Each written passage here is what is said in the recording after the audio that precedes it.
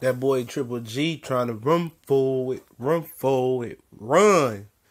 You know, Tom Loeffler, Triple G's promoter, K2 is, you know, they all saying that after he fight Canelo, he might move up to face the winner of the World Boxing Super Series tournament. That should be done around April, Mayish in the super middleweight division. We know he got the cruiserweight popping off, and I love that tournament as well. And who's left is Ebanks Jr. versus Groves, and Callum Smith versus the Jurgen Bermer guy who beat on Robert Brandt a couple months ago. And as most people speculated, man, and you know, Abel Sanchez, you know, extended that leaf out in the interviews he did with Dante Box Nation that they was not interested in facing Jermall Charlo at all. And it seems that Triple G potentially going for you know, undisputed champion at middleweight. The dreams may be gone. Billy Joe Saunders may be right that Canelo, which Eric Gomez and Golden Boy said basically they ain't want no parts of the runner and Billy Joe Saunders, and Golovkin don't want no parts of Billy Joe Saunders no more. So, you know, maybe he might come back down to defend his belts, but I doubt that. You know, once a guy that old goes up, he don't come back down. So they said they opened them facing the winner in the World Boxing Super Series tournament in the UK. 3 of the guys that's left in the tournament is from the UK, so the percentages of, you know, Triple G fighting one of the winners in the UK is very high, or one of the winners being from the UK is high. You got Smith, Ebanks, and George Groves left. And at the end of the day, him and Ebanks was very close to happening. Ebanks Sr. wanted control over the card or something, so it didn't happen. It seemed like a cop-out at the time. And I think it was a good cop-out for Ebanks Jr. because he lost to Billy Joe Saunders, whatever, and he got that learning experience, and he done nothing but got better at 168. He grew into the weight class, and Triple G feels very confident he able to walk up to that weight class and dominate a lot of those guys anyway after facing Canelo Alvarez. Like I told you guys, and like a lot of people said, you know, they're not going to fight Jermall Charlo. We knew that. It was a bad style matchup, and, you know, the Triple G, you know, people are going to try to justify him dropping that belt. He never had to face a mandatory for that belt, never had to fight for the belt, and they're going to justify it and try to, you know, turn him into, you know, a saint or a martyr at middleweight, which he wasn't. At the end of the day, if he beats Canelo Alvarez, that was his greatest win at middleweight. His greatest hits at middleweight ain't too good, homie. I mean, you know, Macklin, you know, Proska, Rosado, Stevens, Lemieux, Willie Monroe Jr., not good. Danny Jacobs, who's never been a world champion. The regular WBA is not a real world champion belt. He never was a world champion. His best fight, you know, world champion fought was a welterweight in Kell Brook, you know. And, you know, he drew with Canelo. Let's say he beats Canelo. So his best win is versus a guy who fought most of his middleweight fights at 155-pound super catchweight, who never, you know, dominated a real middleweight. You know, he fought Chavez Jr. at 164.5 pounds. So his best win is versus a guy who hasn't done anything at middleweight as well. You know, let's just keep it real. So his middleweight lineage is not that good. Historically, I've been saying that for years. He's not a pound-for-pound fighter with his resume showing. And people say, where's the eye test and the skill? How good is the eye test when you fighting cream puffs? You know what I'm saying? He's not fighting nobody, in my opinion. And the one, you know, foe that he had in Jermall Charlo, who physically was imposing and physically had the ability, that had the tenacity, the attitude, and the physical ability, the speed, power, height, and power to match with Triple G. You know, the one matchup that a lot of hardcores wanted to see with him and Charlo, you know, it ain't gonna happen now. His trainer already said it. I did a few videos on Abel Sanchez said it on several cases that he didn't feel like Jermall Charlo earned a shot at being the #1 mandatory for Triple G WC belt.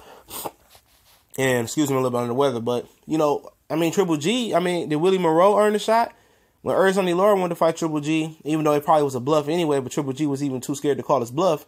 When he wanted to fight him, it was like, oh, well, nobody knows who Erzoni Laura is. More people know who Willie Monroe is. What? Willie Monroe run the ESPN Boxino tournament. Like, get out of here. It's just some of the idiotic things that come out of, you know, Gennady Golovkin's camp. And, you know, am I mad that he going to move up to fight the World Boxing Super Series tournament? No, I welcome it. You know, at the end of the day, would I had like to see him try to make history with Billy Joe Saunders? Yeah.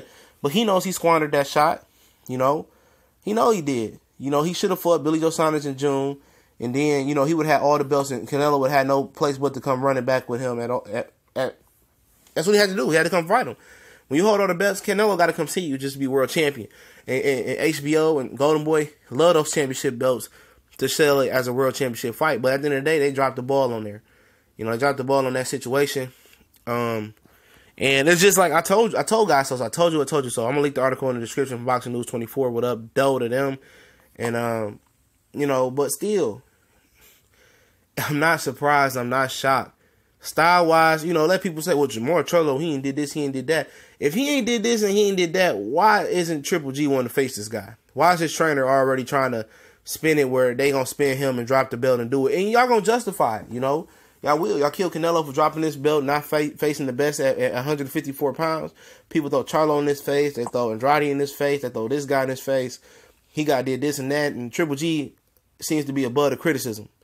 I'm not a big middleweight. I can't move up. I can't face Andre Ward at 68. But I'm open to facing Chavez Jr. and Carl Frost at 68. Some of the dumbest stuff that he says. When he first came on the scene, his trainer said, we can fight anybody from 154 pounds to 175 pounds. Then he changed it to 168 pounds. I know what he said. And then, he's too big or he's too small. And they just go around and say dumb stuff all the time. And his resume is not good at all. It's been hot. It's been a little bit hot of late. But Danny Jacobs, who's never been a world champion. Regular WBA belt, not a real world champion belt. Kell Brook, he's a world champion at 147. That is what it was. Canelo Alvarez, he dropped his championship belt at middleweight.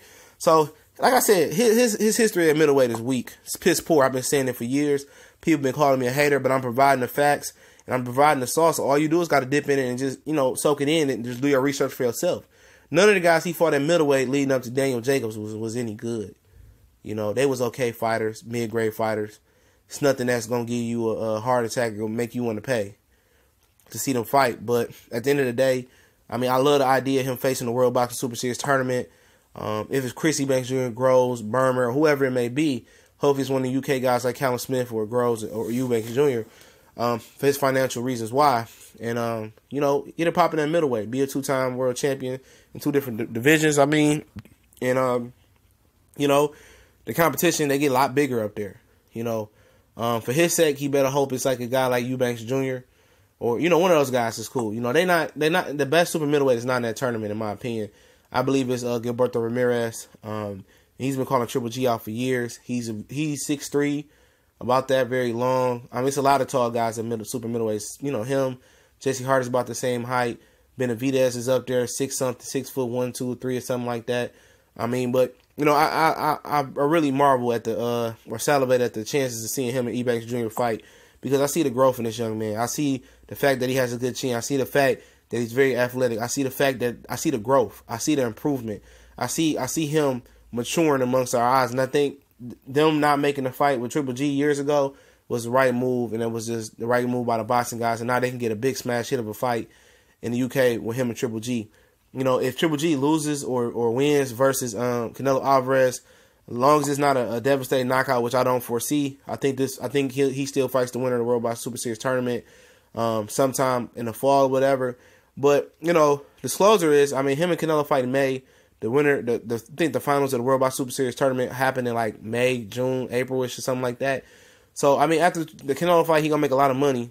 He could fit a fight in there and defend it and go get Billy Joe Saunders somewhere in between there. But I don't see that happening. Billy Joe Saunders can drop the WBO belt and move up and be the mandatory to Gilberto Ramirez. He's been talking about moving up to super middleweight.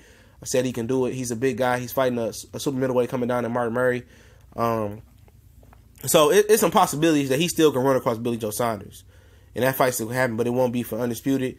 I think he's going to drop all those belts, move up. That's why they're talking about it.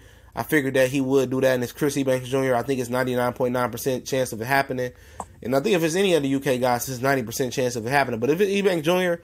wins that tournament, it's 100% chance that Triple G is going to fight him. It's going to be a big fight in the UK. He's going to have a big buzz.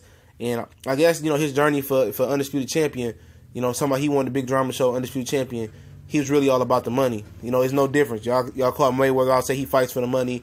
You call this guy, y'all say he fights for the money. But it's time to call Triple G out if he pulls his move. He fights for the money. He never wanted to be undisputed. He just wanted the money that come with fighting Canelo. And it wasn't even the most money he could make. You know what I'm saying? That he could have made if his career was maneuvered the right way, which it wasn't.